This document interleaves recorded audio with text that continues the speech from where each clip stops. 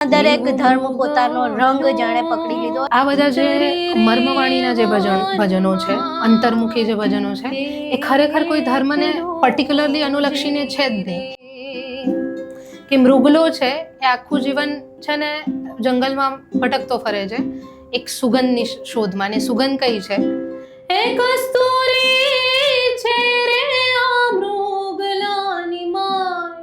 રામને જેમ આપણે કબીરનું એક દોહો છે એમાં એવું કહે છે કે રામ તો 4-5 પ્રકારના છે.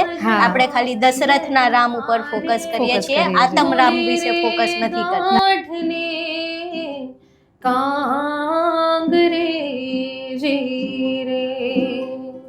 અને આગળ કઈ છે?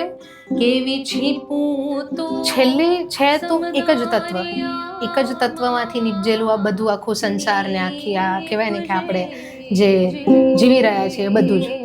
કે છીપું દરિયામાં નીપજે છે પણ મોતી ક્યાં થાય છે? કે મોતીડા છે રે આ છીપલાની માય. હવે છીપું જ જો મોતીની શોધમાં દરિયામાં ફરે તો એને મોતી ક્યાંથી મળવાનું? મોતી તો એની અંદર છે.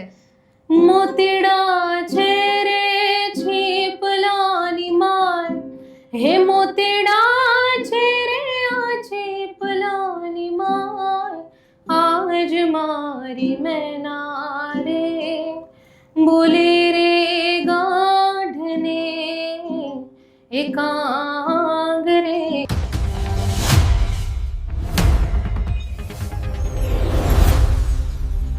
આજની પેઢી લો કે જૂની પેઢી લો, તમામ તમને જ્યારે પણ ભજનની વાત આવે ને એટલે એવું સાંભળવા મળે કે એવી એક મનોગ્રંથિ બંધાયેલી હોય કે તો ગઈઢપણ આવે ત્યારે ભજન હોય, અથવા તો ભજન ખાલી આપણે જે પ્રમાણે રિચ્યુઅલ્સ ચાલતા હોય રિચ્યુઅલ્સ પ્રમાણે ચાલતા હોય, રોજબરોજની જિંદગીમાં થોડી ભજન હોય અથવા એક સર્ટેન એજ પછી જ ભજન હોય.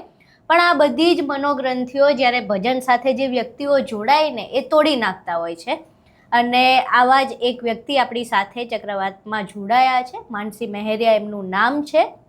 જે મનોગ્રંથિ આપણે વાત કરી કે ગઈઢપણ આવે ને પછી ભજન, પણ એ એમને લાગુ નથી પડતી. યુવાવસ્થામાં કદાચ યુવાવસ્થા પહેલાંથી તેઓ ભજન સાથે એટલા જોડાયેલા છે અને એમને ભજનમાં શા માટે રસ છે, એ યુવા પેઢીને આ ભજનથી શું કહેવા માંગે છે, તમામ બાબતો વિશે આપણે એમની સાથે ચર્ચા કરવી છે. એમના જીવન વિશે ચર્ચા કરવી છે, ભજનિક બનવા માટેની જે સફર છે એના વિશે ચર્ચા કરવી છે, અને એ તમામ જે ભજનોના શબ્દ છે એ શબ્દનું મહત્વ શું છે એના વિશે પણ ચર્ચા કરવી છે. નમસ્કાર માનસીબેન. નમસ્કાર.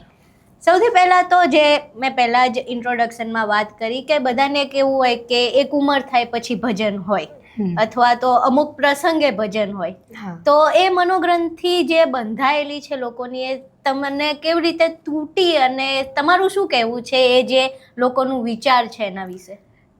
ભજન એવી વસ્તુ છે કે કહેવાય ને કે એક ભજન જ છે એના ઉપર કે આજે ભજશું, કાલે ભજશું, ક્યારે ભજશું રામ. કે ઇટ ઇઝ નોટ સમથિંગ કે ગડપણમાં જ તમે ભજન કરી શકો. તમે યુવાવસ્થામાં એમ તો બાળ અવસ્થામાં પણ તમે ભજન કરી શકો છો. કારણ કે ઇટ ઇઝ નોટ ઓનલી કે તમે હરિભક્તિ કરી રહ્યા છો, પણ તમે પોતાની અંતરની અંદર તમે ઝાંખી રહ્યા છો in a way. That's why Bhajan are so important in life. કારણ કે ઘણા બધા ભજનો એવા છે જે આપણને જીવન જીવવું કઈ રીતે એ શીખવાડે છે. તમે વાત કરી જીવન જીવવું કઈ રીતે શીખવાડે છે, તો એના સાથે જોડાયેલું કોઈ ભજન જે તમને એવું લાગતું હોય કે આ ભજન તો ખરેખર મને કેવી રીતે જીવવું કે મારું જીવન કેવી રીતે બદલવું એના માટે ખૂબ જ કારગર સાબિત થયું છે? હા, એવા ઘણા બધા ભજનો છે કે જેમાં કહેવાય ને કે અમુકમાં વચનની વાત થઈ છે કે વચન કેટલા મહત્ત્વના છે જીવનમાં. બરાબર, માયાની વાત થઈ છે, તૃષ્ણાની વાત થઈ છે, આશાની વાત થઈ છે. બરાબર, એમાંથી એક ભજન છે કે જે આપણને એમ જ કહે છે, એ કંઈક આવું છે. હે તું રંગાઈ જાને રંગમાં, હે સીતારામ તણા તું રંગમાં, હે રાધેશ્યામ તણા સત્સંગમાં, તું રંગાઈ જાને રંગમાં. આજે ભજશું, કાલે ભજશું, ક્યારે ભજશું રામ. હવે ક્યારે ભજશું રામ. અને એક દિવસ શ્વાસ તૂટશે, નાડી છૂટશે, શ્વાસ તૂટશે, નાડી છૂટશે, પ્રાણ નહીં રે તારા અંગમાં, તું રંગાઈ જાને રંગમાં. આજે બચશું ક્યારે બચશું, ક્યારે એક્ઝેક્ટલી ક્યારે આપણે રામ ભજીશું, એમ કરતાં કરતાં એક દિવસ તમારો શ્વાસ તૂટી જશે, નાડી છૂટી જશે અને પ્રાણ નહીં રે અંગમાં, તો અત્યારે જ ભજી લો. તમે જે ભજનની વાત કરી એ ભજનમાં રંગની વાત થઈ, હા. રામની વાત થઈ. યસ. હવે જ્યારે ભજનની વાત હોય કે ધર્મ સાથે જોડાય ત્યારે એક ખરાબ વાત કહીએ કે એને કઈ રીતે જોડી શકાય, કારણ કે બધા પોતપોતાની રીતે જોડતા હોય છે, પણ દરેક ધર્મ પોતાનો રંગ જાણે પકડી લીધો હોય. ધર્મે નથી પકડ્યો હોતો, પરંતુ એમના અનુયાયીઓ એ રંગ સાથે જોડાઈ જતા હા. હોય છે. તો અહીંયા વાત સત્સંગની થાય છે, તો તમે હા. એને કઈ રીતે જોડો છો રંગને? અને બીજી વાત રામની થઈ, હા. તો રામને જેમ આપણે કબીરનું એક દોહો છે એમાં એવું કહે છે કે રામ તો 4-5 પ્રકારના છે, હા. આપણે ખાલી દશરથના રામ ઉપર ફોકસ કરીએ Focus છીએ, કરીએ છીએ. આતમ રામ વિશે ફોકસ નથી કરતા. નથી કરતા. તો એને તમે કઈ રીતે લોકો સુધી પહોંચાડશો?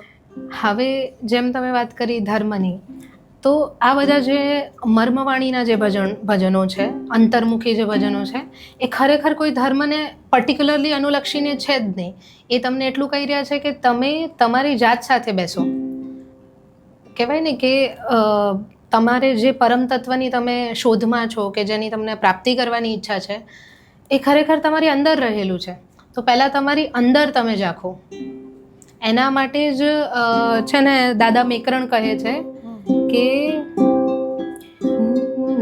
એવો મૃગલો ચરે રે વનમાં, એકલો જી રે. કે મૃગલો છે એ આખું જીવન છે ને જંગલમાં ભટકતો ફરે છે એક સુગંધની શોધમાં. ને સુગંધ કઈ છે?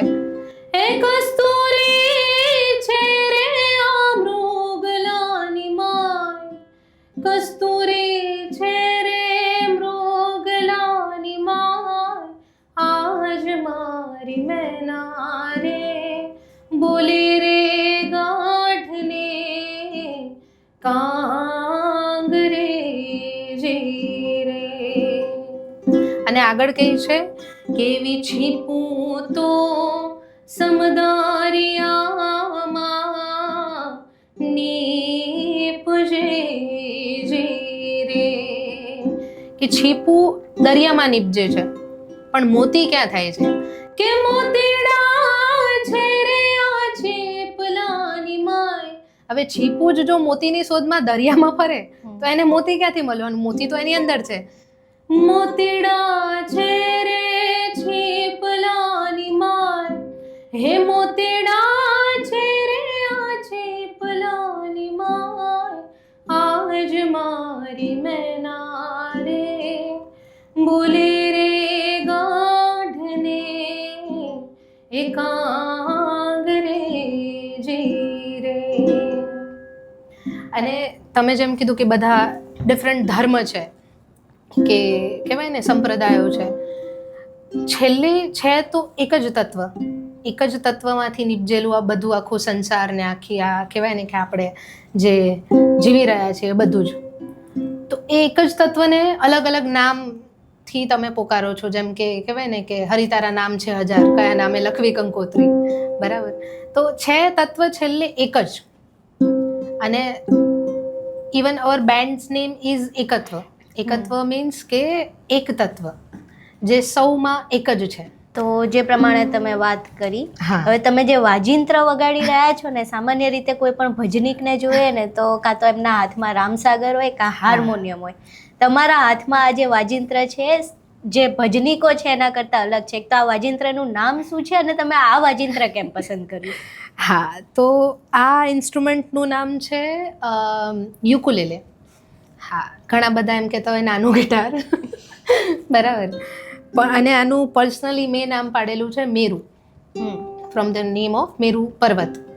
હવે આ પસંદ કરવાનું રીઝન એ હતું કે છે ને I was already playing guitar, અને ઇટ ઇઝ લાઈક છે ને આનો અવાજ ક્યાંક ને ક્યાંક જે આ એક સિંગલ જે આ ટોન ચાલી રહી છે, ઇટ ઓલ્સો લાઈક કહેવાય ને કે એક તારા જેવી, અથવા તો એક કહેવાય ને કે ભજનની જે શાંત માહોલવાળું, શાંત વાતાવરણવાળું જે જોઈએ ને, એ આમાંથી મને ઘણીવાર મળે છે. And it is like easy to connect. હવે તમારા અભ્યાસ વિશે આપણી વાત થઈ હતી, તમે સાયન્સ બેકગ્રાઉન્ડમાં ભણેલા છો. હા, ત્યાંથી આવીને તમે ભજન તરફ કઈ રીતે આવ્યા, અને સૌથી પહેલા આમ ભજને તમને અટ્રેક્ટ કઈ રીતે કર્યા? સૌથી પહેલા ભજને અટ્રેક્ટ કર્યા હતા, it is like way back to when I was like 3 years old. ત્યારે લાઈક કહેવાય ને કે ટીવીમાં લાઈક હું ગઈ હતી એક પ્રવાસમાં ફેમિલી જોડે, અને ત્યારે લક્ઝરીમાં એક મૂવી ચાલતું હતું, અને એ મૂવી હતું જેસલ તોરલ. અને હું જ્યારે કહેવાય ને સૂઈ ગઈ હતી, અને એમાં પર્ટિક્યુલર ભજન આવ્યું, પાપ તારું પોકાર જાડેજા ધરમ તારું સંભાળજે, અને ભજન સાંભળીને હું ઉઠી ગઈ હતી. ત્યારથી મારા ઘરમાં બી એવું વાતાવરણ રહ્યું છે, અને બધા કહેવાય ને ઘરમાં ભજનો ગાય, એટલે ત્યારથી ભજન સાથે કનેક્ટેડ હતી. After that like I took science, અને પછી આઈ ડીડ લાઈક બેચલર્સ અને માસ્ટર્સ ઇન માઇક્રોબાયોલોજી સબ્જેક્ટ. હવે એના પછી મ્યુઝિક સાથે કઈ રીતે આવવું, એવું હતું કે ક્યાંક ને ક્યાંક અંદર રહેલું હતું, અને કહેવાય ને કે તમારી જે અંતરાત્મા છે એનો વે શોધી જ લે એક્સપ્રેસ થવા માટે. અને આર્ટ ઇઝ લાઈક કહેવાય ને સોર્ટ ઓફ અભિવ્યક્તિ ઓનલી, કે તમે તમારી અંતરાત્માને કહેવાય ને કે વ્યક્ત કરો છો, તમારા સોલને તમે વ્યક્ત કરો છો, બહાર પ્રેઝન્ટ કરો છો, તમારા ઇમોશન્સને બહાર પ્રેઝન્ટ કરો છો. અને એ કરતાં કરતાં તમે ઘણી બધી વાર એ અંતરાત્માને પ્રાઇમ સોલ સુધી કનેક્ટ કરવાનો પણ લાઈક પ્રયાસ કરતા હોવ છો. અને એ દરમિયાન આઈ હેવ સીન ઘણા બધા આર્ટિસ્ટો કે ઘણી બધી વાર એવું હોય કે you know they cry while crying something, singing something, બરાબર. તો what happens at that time કે દે ફીલ દેટ કહેવાય ને કે આમ કહેવાય ને પેલો વીજળીનો જે ચમકાર હોય ને, હા, એ મોમેન્ટ માટે ફીલ થઈ જતો હોય છે. અને ફક્ત ગાવા જે બેસ્યા છે એમને જ નહીં, પણ એની સાથે સાથે સાંભળવાવાળા દરેક વ્યક્તિને કનેક્ટ કરી જતું હોય છે.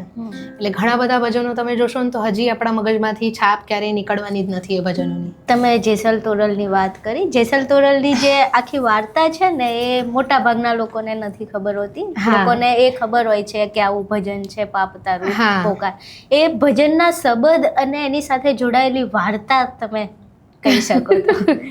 હા, સો બેઝિકલી જેસલ કહેવાય ને કે લાઈક એ તો ખબર જ છે કે આમ ટાઈપ ઓફ ગુંડા, બરાબર, એ ટાઈમે, બરાબર. એમને ઘણા બધા કહેવાય ને કે કર્મો એવા કર્યા, અને એમને પછી આગળ જતાં લાઈક એમના જીવનમાં ભાભીના કહેવાય ને કે મેણાના સાથે એમને ઘરની બહાર નીકળી ગયેલા, અને એમને મળ્યા તોરલ, બરાબર. હવે તોરલે કહેવાય ને કે એમને તોરલને ગુરુ તરીકે સ્વીકાર્યા. અને જ્યારે પહેલાં નહોતા સ્વીકાર્યા, પણ પછી જ્યારે દરિયામાં જ્યારે કહેવાય ને કે આમ એક સંકટમાં ફસાયા ને, ત્યારે એમને ખબર હતી કે તોરલ સતી છે, એટલે એમને આજીજી કરી, પ્રાર્થના કરી કે મને આ સંકટમાંથી બચાવી લો. અને ત્યારે તોરલ એમ કહે છે કે તમે જો આ સંકટમાંથી બચવા માંગતા હો ને, તો તમારા બધા પાપનું સ્વીકાર કરી લો, એક્સેપ્ટન્સ. અને જીવન 3 સ્ટેજીસમાં ચાલે: સ્વીકાર, સમજણ અને સમર્પણ.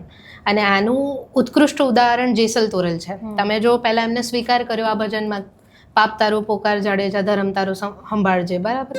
હવે એમાં he like accept everything he did, બરાબર, in the past. After that એને સમજણ આવી કે what is like real thing.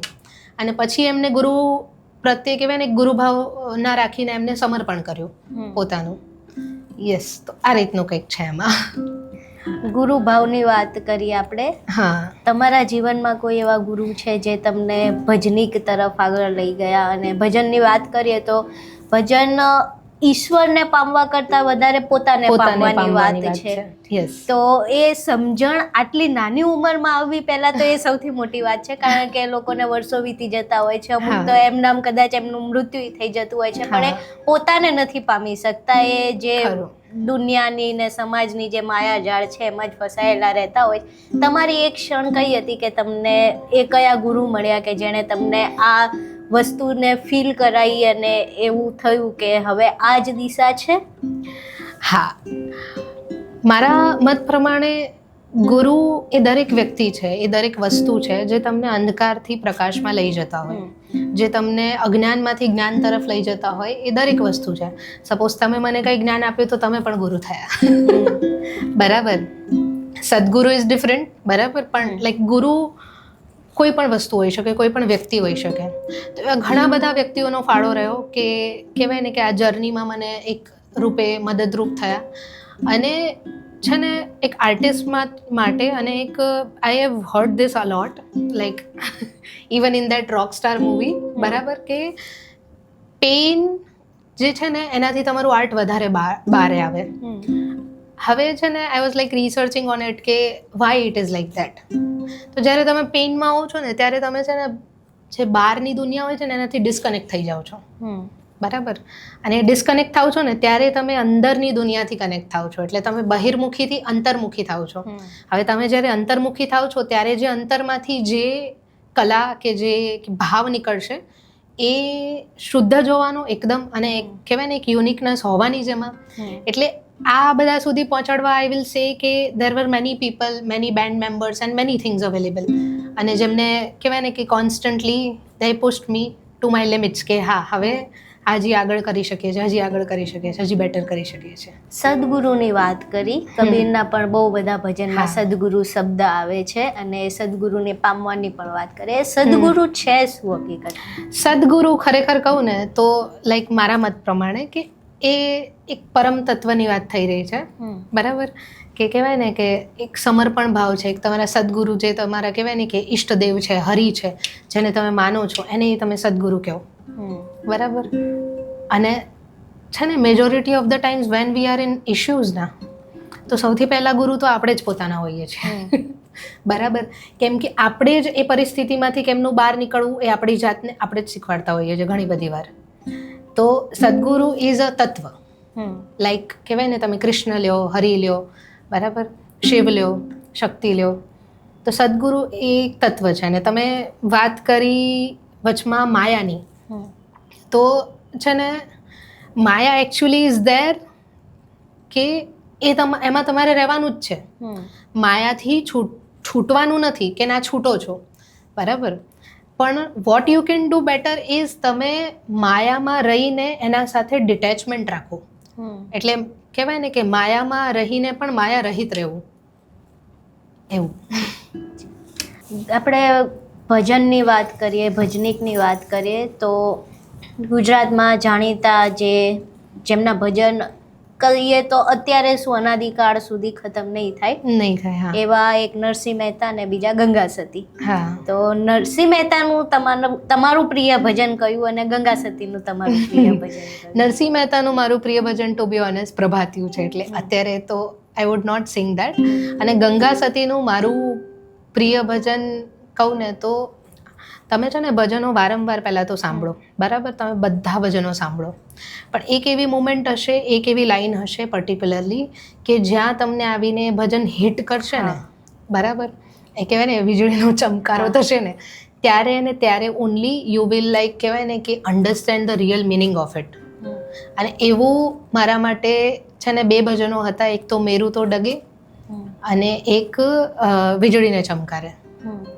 Meru તો ડગેમાં એમ જ કહે છે કે મેરુ પર્વત જેવો પર્વત તો ડગે, પણ જેના મનડા ડગે નહીં પાનબાઈ, એવું.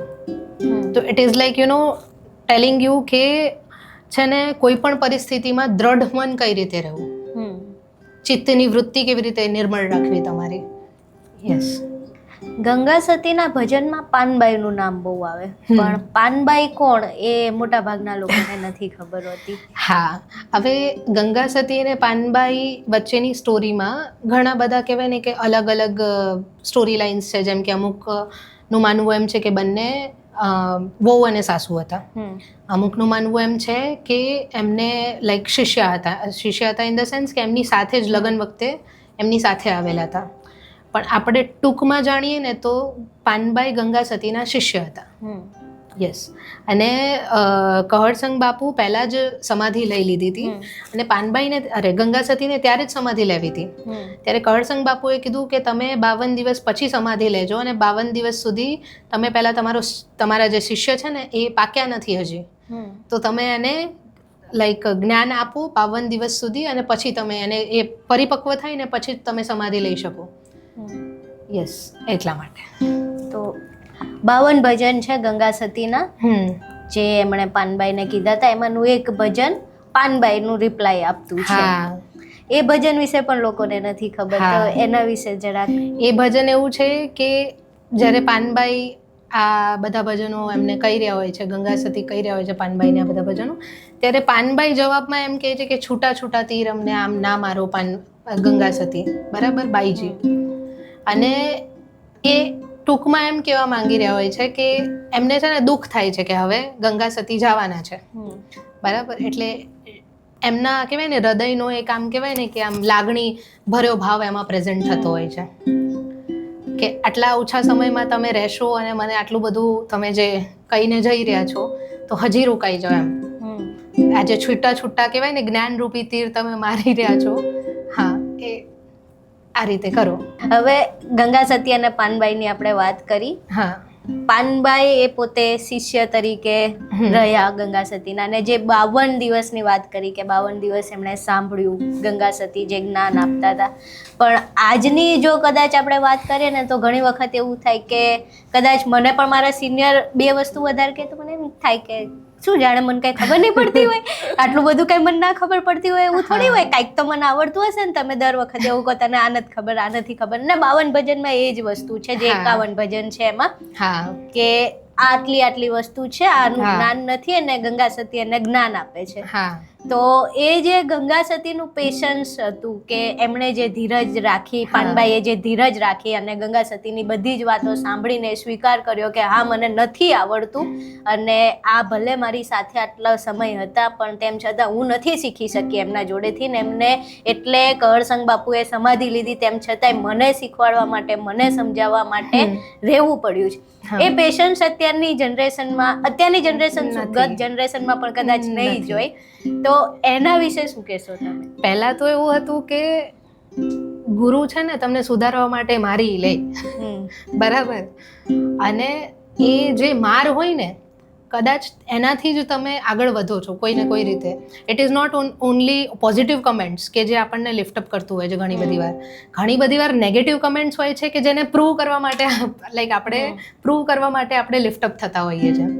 અત્યારે એ પેશન્સ બહુ ઓછી જોવા મળે છે, લાઈક સેમ ગુરુ શિષ્ય એવા બહુ ઓછા જોવા મળે છે. રીઝન ક્યાંક ને ક્યાંક એવું બી છે કે લોકો બીજા બધા જે વસ્તુઓ છે, જેમ કે અત્યારની જનરેશનમાં જે કહેવાય ને કે એક લોનલીનેસ ભરાઈ ગઈ છે, ફિટ ઇન થવાનું ભરાઈ ગયું છે. હવે આ કેવું છે કે સપોઝ હમણાં સ્પિરિચ્યુઆલિટીનો ટ્રેન્ડ ચાલે છે ને તો બધા ફિટ ઇન થવા જશે, જેવો એ ટ્રેન્ડ બંધ થશે ને એટલે એ બધું તો નકામું છે એવી વાત થશે, બરાબર. એટલે જે પ્રમાણેનો ટ્રેન્ડ ચાલે છે ને એ પ્રમાણે લાઈક અત્યારની જનરેશન એ બાજુ પડતી હોય છે, અને ઇટ ઇઝ વેરી ગુડ કે અત્યારે એ ચાલી રહ્યું છે. હું તો એવું ઈચ્છું છું કે હંમેશા ચાલે તો લોકો વધુ ને વધુ કહેવાય ને એ બાજુ વળે, કેમ કે અંતે તો એ જ છે. યસ. હવે જો ભજનની વાત કરીએ આપણે અને અહમની પણ વાત કરીએ આપણે. યસ. હવે અહમ અને હુંમાં બહુ સામાન્ય એવું છે ડિફરન્સ. અહમ પણ પોતાની અંદર રહેલો અહંકાર છે, અને જે પોતાને પામવાની વસ્તુ છે ભજનમાં જે કહેવામાં આવે એ પોતાની અંદરની છે. તે એ બે વચ્ચેનો ડિફરન્સ તમને કેવી રીતે ભજનથી ખબર પડી અને તમે લોકોને કેવી રીતે કહેશો?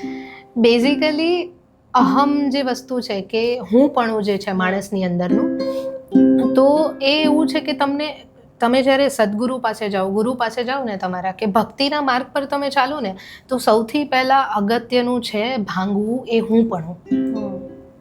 એ હુંપણું, એ અહંકાર એવો બી હોઈ શકે કે મારા જોડે બધું જ છે, અને એ અહંકાર એવો બી હોઈ શકે કે મેં તો બધું છોડી દીધું, બરાબર. એ અહંકાર કંઈ પણ હોઈ શકે, પણ એ હુંપણું એક્ઝેક્ટલી હુંપણું નહીં, પણ એક અખાના છપ્પામાં એક વાત છે કે તિલક કરતા 53 થયા, જપમાળાના નાકા ગયા, કથા સુણી સુણી ફૂટ્યા કાન, અખા તોય ના આવ્યું બ્રહ્મજ્ઞાન.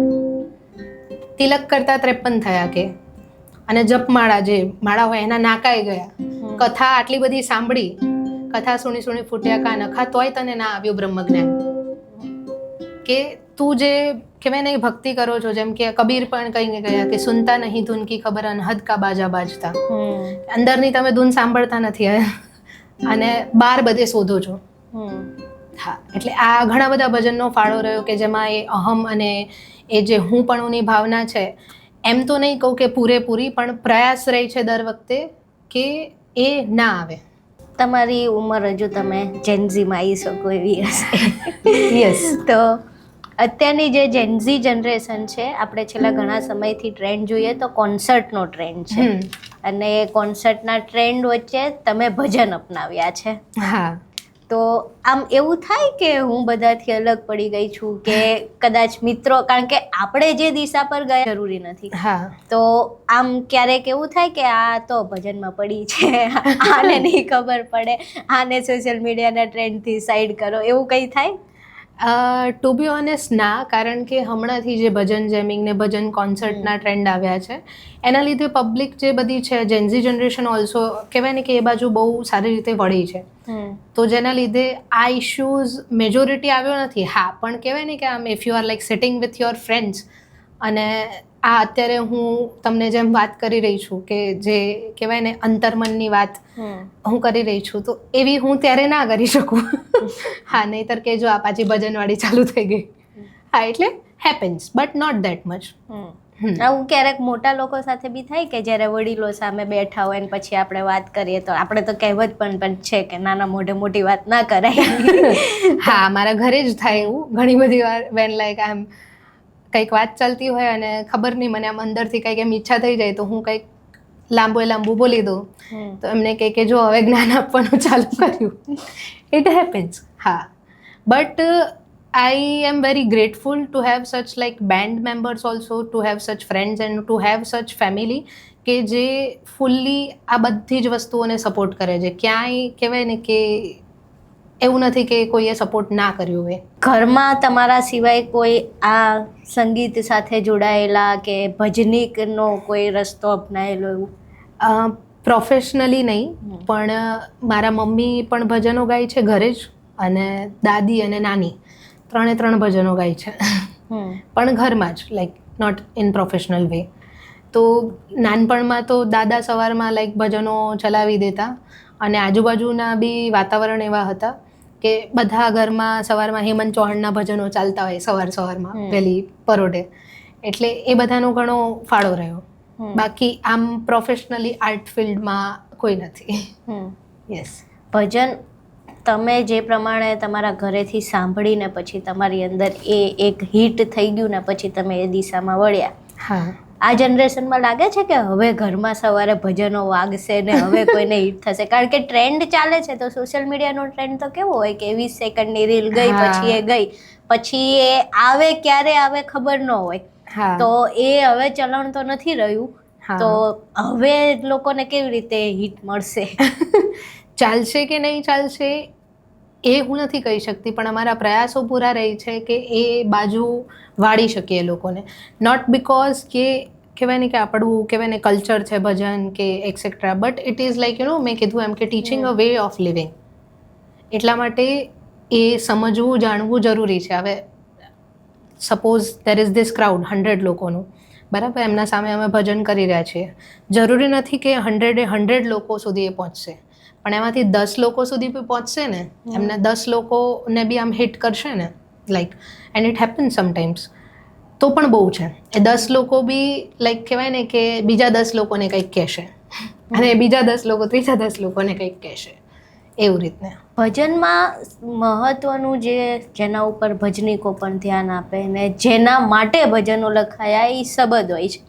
પણ સોશિયલ મીડિયાના ટ્રેન્ડમાં કદાચ 20 સેકન્ડમાં એ શબ્દ નથી આવતા, અથવા તો એ શબ્દ લોકો સુધી પહોંચતા નથી.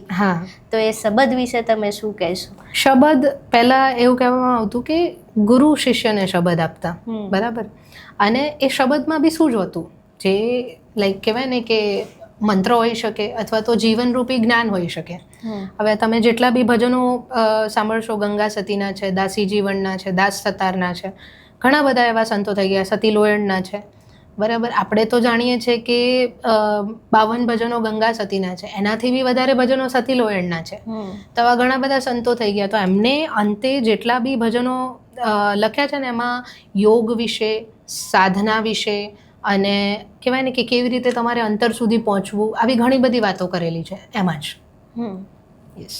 મીરા, હમણાંથી જે સોશિયલ મીડિયાની ટ્રેન્ડની વાત કરી, મીરા બહુ ટ્રેન્ડમાં છે અને મીરાના ભજનો પણ ટ્રેન્ડમાં છે. મીરા વિશે તમે શું કહેશો અને મીરાને તમે કઈ રીતે કનેક્ટ કરો છો?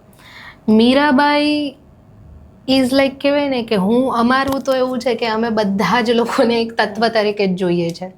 બરાબર. કે એ જે પ્રેમ છે, મીરાબાઈનો જે પ્રેમ છે, જે ભક્તિમય પ્રેમ છે, કહેવાય ને કે એવું અત્યારે મળવો અને કરવો અશક્ય છે અત્યારની જનરેશનમાં, અત્યારની સિચ્યુએશનમાં.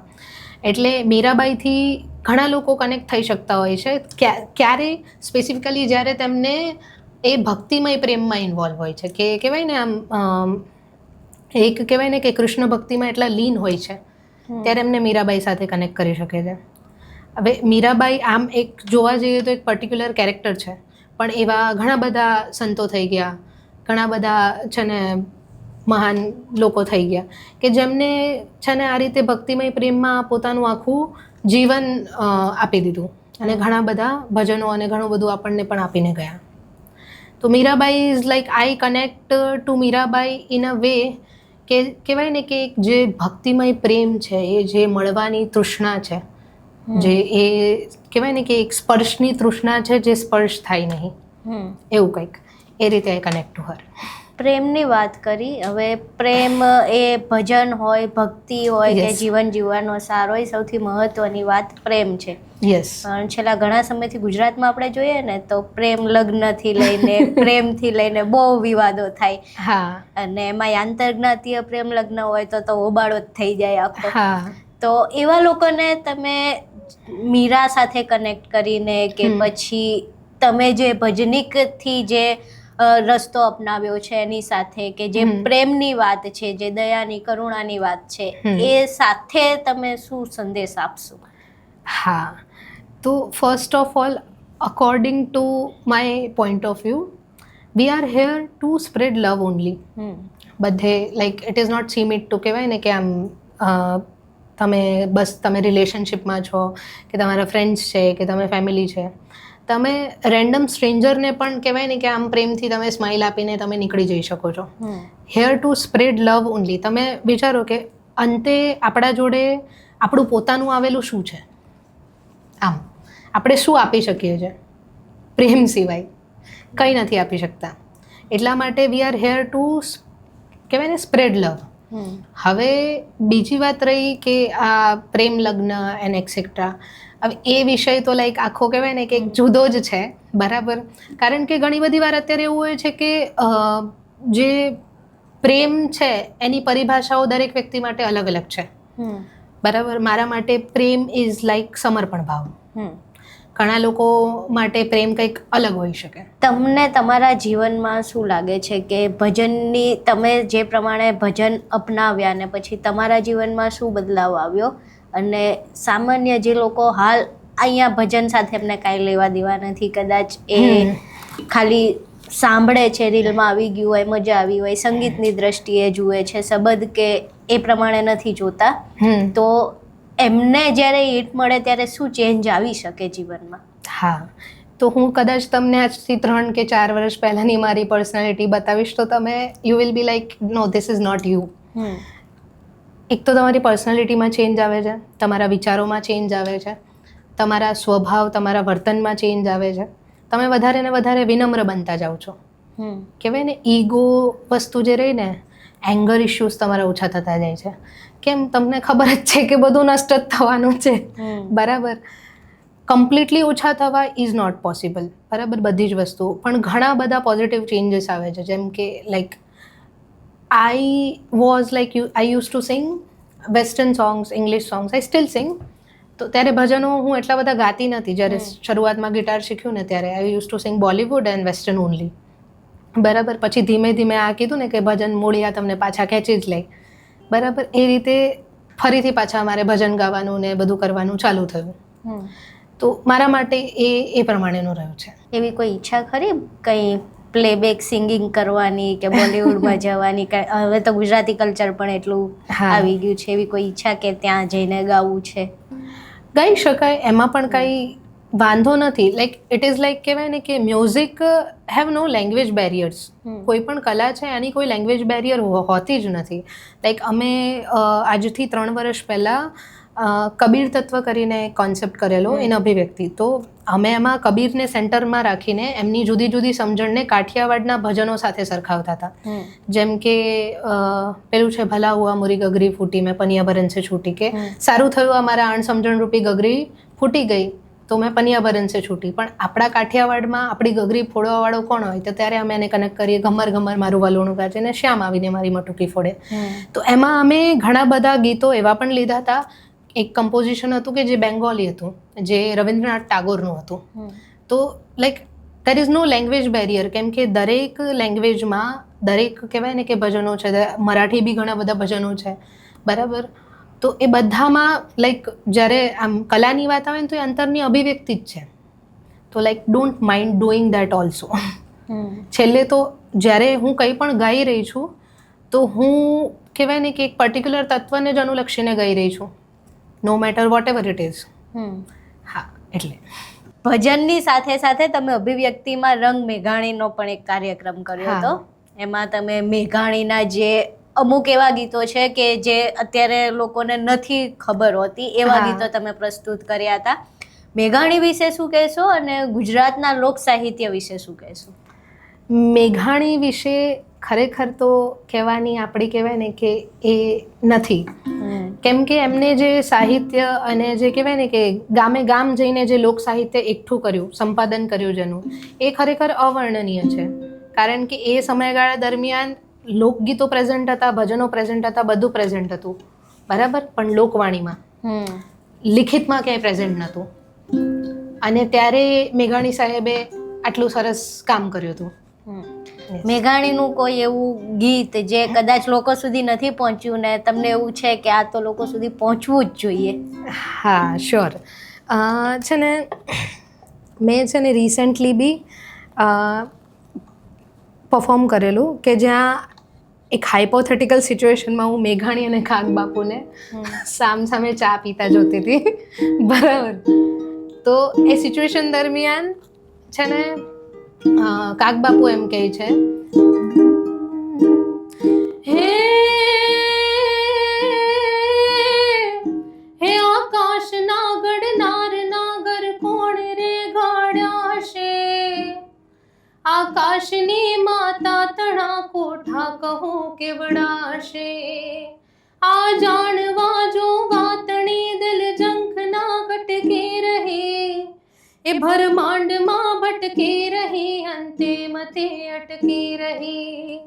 અને સામે મેઘાણીજી જવાબ આપતા હોય તો કંઈક આવો હોય, હે આભમાં આવડી તે ફૂલવાડી, એમાં ફૂલડા કોણે વેર્યા રે લોલ, એ આભમાં આવડી તે ફૂલવાડી, એમાં ફૂલડા કોણે વેર્યા રે લોલ.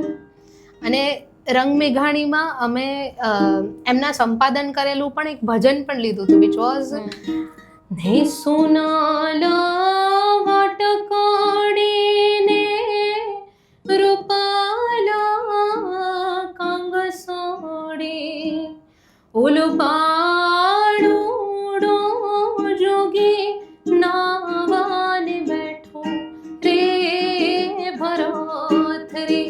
હવે આ ભજન છે ખરેખર રાજા ગોપીચંદનું, પણ શબ્દે શબ્દે ભરથરી આવે છે, લાઈને લાઈને. અને કહેવાય ને કે આમ મસ્ત રાણીઓ હોય છે અને એમને કહેવાય ને કે સ્નાન કરી રહ્યા હોય છે અને ઉપરથી કહેવાય ને ગરમ પાણીનું ટીપું પડે છે, તો એમને એમ થાય છે કે હે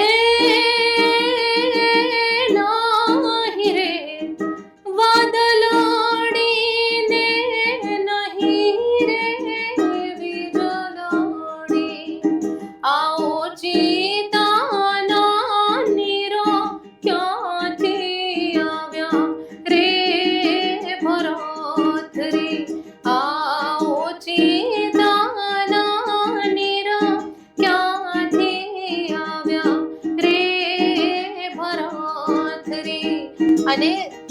ત્યારે ઉપર જોવે છે તો માતા રોવે છે અને પૂછે છે કે તમે કેમ રોવો છો? ત્યારે માતા જવાબ દે છે કે હે આવડી કાયા રે તારા બાપાની હતી જો, હે રે કાયાના મરતુક થયા રે ભરતરી. અને આવડી કાયા તારા બાપની હતી જો એમ કહે છે ને તો છે ને ગોપીચંદ રાજા એમ કહે છે કે તમે કહો તો હું હમણાં જ ભગવો બેગ ધારણ કરી લઉં. પહેલા કહે છે દ્વારિકાની છાપું લાવું, તમે જે કહો એ લાવું, અને તમે કહેતા હો તો હમણાં જ ભગવો બેગ ધારણ કરી લઉં. ત્યારે માતાજી એમ કહે છે કે હે દેશ રે જાજો રે દીકરા પરદેશ જાજો જો, પણ એક રે ના જાજો બેની બાના દેશ રે ભરત રે. હે દેશ રે જોયા રે મામે તો પરદેશ જોયા જો, પણ એક રે ના જોયો બેની બાનો દેશ રે ભરત રે. તો આ ઘણા બધા લોકગીતો છે, ઘણા બધું લોક સાહિત્ય આપણું રહેલું છે, જેમાંથી એક બહુ સુંદર આઈ વુડ સે લાઈક છે ને ગીત છે, તમે કદાચ સાંભળ્યું હશે, જે મારું કહેવાય ને બહુ અતિ પ્રિય છે અને આમ મારા કહેવાય ને હૃદયની બહુ નજીક છે. એ કંઈક આવું છે.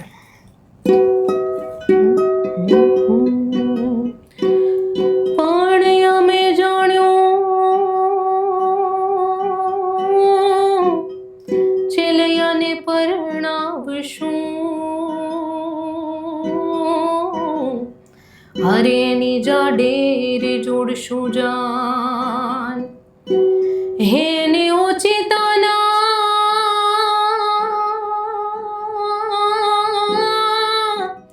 હેને ઓચિતાના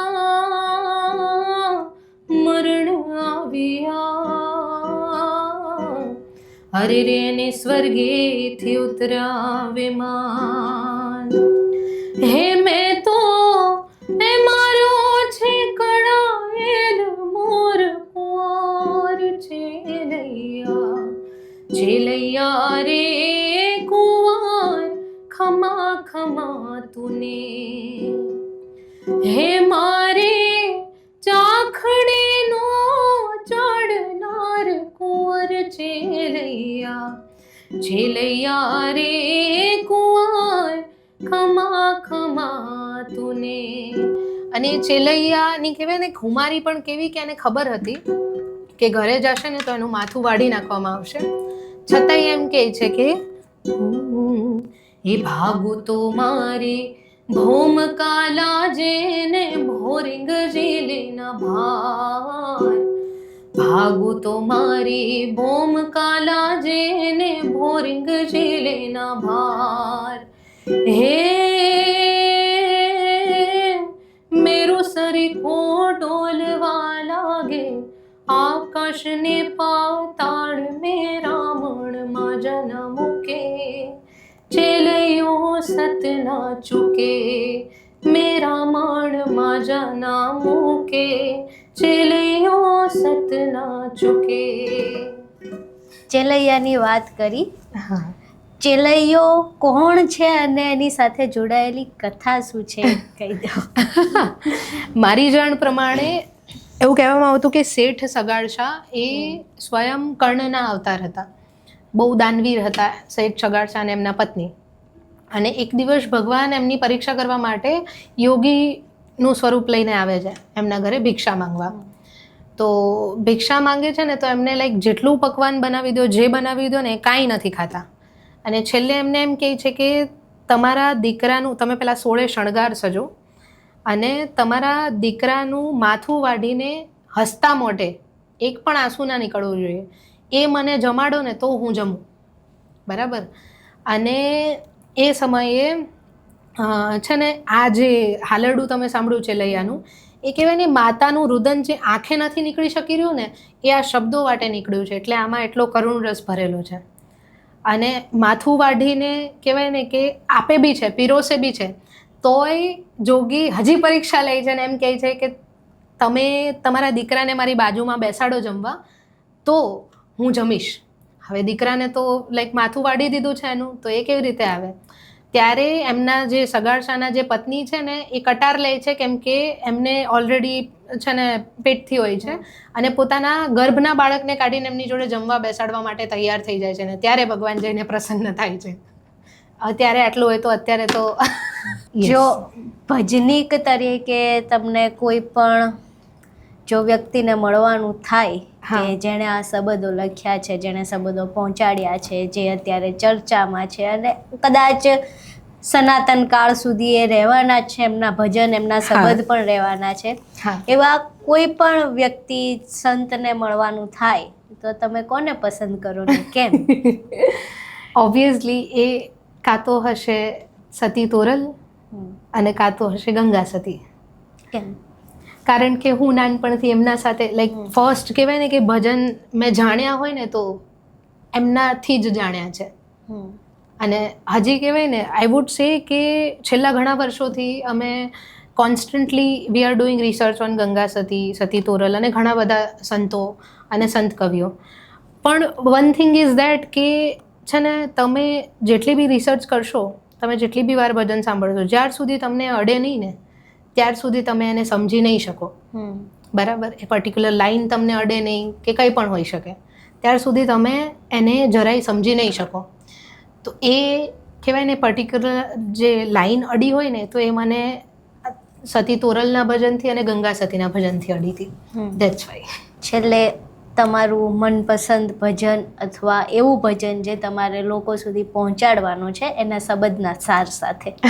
ચોક્કસ. મનપસંદ ભજન તો એમ પર્ટિક્યુલરલી એક નથી, બહુ બધા છે, પણ સ્ટીલ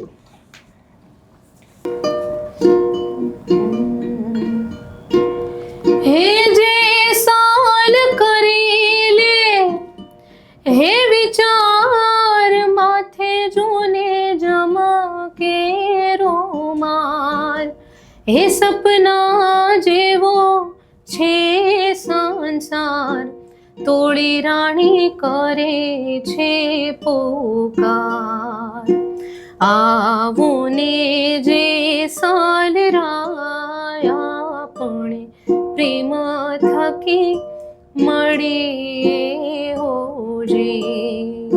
અને અત્યારે જોઉં ને તો લોકોમાં ગ્રેટફુલનેસ ઓછી છે, દુઃખો લઈને બેસી રહે. દુઃખો બી કદાચ એટલા માટે જ છે કે તમે પહોંચી શકો જ્યાં પહોંચવાનું છે. Everything happens for a reason. અને એના ઉપર જ આ લાઈન છે, હે હીરલાય રણમાં ઓરાય માથે જૂને ઘણ કેરા ઘા, ફૂટે તો ફટક્યા કેવાય ખર્યાની ખરે ખબરો થાય, આવો ને જે સલરાયા પણ પ્રેમ થકી મળી હોજે. અને આગળ કહે છે કે ગુરુનું મહત્વ શું છે જીવનમાં. ગુરુના ગુણનો નહીં પાર ભક્તિ ખાંડા કે રે ધાર, નુગરા શું જાણે રે આસાર, એનો એળે ગયો અવતાર, આવો ને જે સાલરાયા પણ પ્રેમ થકી મળી હોજે, હેજી મોરા સંત હોય ત્યાં મળી હોજે. અનુભવી આવ્યો છે અવતાર માથે સતગુરુનો આધાર, જાવું મારે હરીને દરબાર, બેડા વેડલી ઉતારો ભાવ પાર. આવો ને જે સાલરાયા પણ પ્રેમ થકી મળીએ હોજી. હેજી મોરા સંત હોય ત્યાં મળીએ હોજી. આપણી સાથે માનસી, જે પ્રમાણે શરૂઆત કરી હતી કે ભજનની કોઈ ઉંમર ના હોય, જે મનોગ્રંથિ લોકોએ બાંધેલી છે. ભજન એક એવી વસ્તુ છે જે તમને જીવતા શીખવાડે છે. તો કબીરે ગાયેલા હોય, મીરાએ ગાયેલા હોય, ગંગા સતી હોય, જેસલ તોરલ હોય, તમામ લોકોના જે શબ્દ છે, પછી એ ગુજરાતના હોય, ગુજરાતની બહારના હોય, ગુજરાતીમાં હોય, અવધીમાં હોય, રાજસ્થાનીમાં હોય, કોઈ પણ ભાષા હોય, મહત્ત્વના એના શબ્દ છે અને શીખવે છે જીવન જીવતા. તો જીવન જીવતા તો જેટલું વહેલું શીખીએ એટલું વધારે સારું, કારણ કે હમણાં જ છેલ્લે વાત થઈ કે નકર તો એળે ગયો અવતાર. તો છેલ્લે જાણીને પછી અવતાર એળે કરવું, એના કરતાં તો એ શબ્દને જાણવું ને જીવન જીવતા શીખવું એ વધારે સારું. માનસી જોડેથી આપણે એ બધી જ વાત સાંભળી. તમામ કબીરની વાત હોય, કાગબાપુની વાત હોય, અખાના છપા હોય, જેસલ તોરલની વાત હોય, કે પછી ગંગા સતી અને ગંગા સતીના એ પાનબાઈ કોણ હતા અને પાનબાઈએ શા માટે ગંગા સતીને એવું કીધું કે હવે આ તમારા શબ્દોના બાણ મને વાગે છે. તમામ બાબતો આપણે જાણી. હવે આ શબ્દની તમને કેટલી અસર થઈ છે અને એ શબ્દ તમને કેટલા અડ્યા છે એ કોમેન્ટ બોક્સમાં જરૂર જણાવજો. આ આખી વાતચીતમાં તમને જો એવું કંઈ લાગતું હોય કે આ ખૂટ્યું છે તો એ પણ અમને કોમેન્ટ બોક્સમાં જણાવજો. અને વિડીયો પસંદ આવ્યો હોય, આખી જે વાર્તા પસંદ આવી હોય, એમના જીવનની વાતો પસંદ આવી હોય અને શબ્દ પસંદ આવ્યા હોય તો વિડીયો બને એટલો શેર કરજો, લાઇક કરજો અને અમારી ચેનલને સબસ્ક્રાઈબ કરવાનું ભૂલશો નહીં. નમસ્કાર.